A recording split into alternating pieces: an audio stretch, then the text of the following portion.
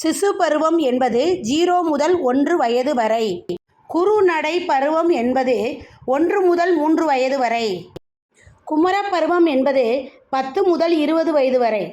வாலிப பருவத்திற்கும் முதுமை பருவத்திற்கும் இடைப்பட்ட வயது 40 முதல் 60 வயது வரை உள்ளவர்கள்.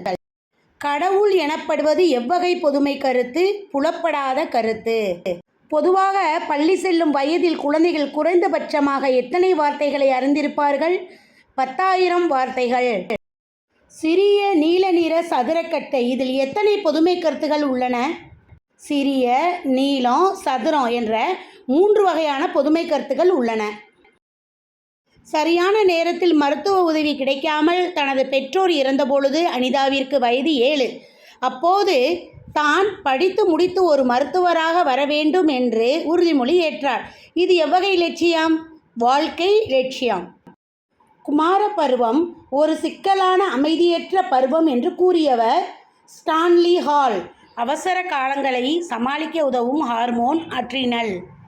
புதிய செய்தியை அறிந்து கொள்ளும் போது பழைய செய்தி நன்றாக அறிந்து கொள்ளப்படுவது எவ்வகை செயல்பாடு?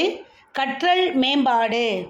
அனைத்து உயிர்களிடமும் வாழ்நாள் முழுவதும் காணப்படும் செயல் யாது என்ற கேள்வி பல முறை கேட்கப்பட்டுள்ளது. மிகவும் முக்கியமான கேள்வி. இதன் விடை கற்றல். குழந்தைகளின் வளர்ச்சியை பாதிக்கும் அடிப்படை காரணிகள் யாவை? நரம்பு மண்டலம் மற்றும் நாளமில்லா சுரப்பி மண்டலம்.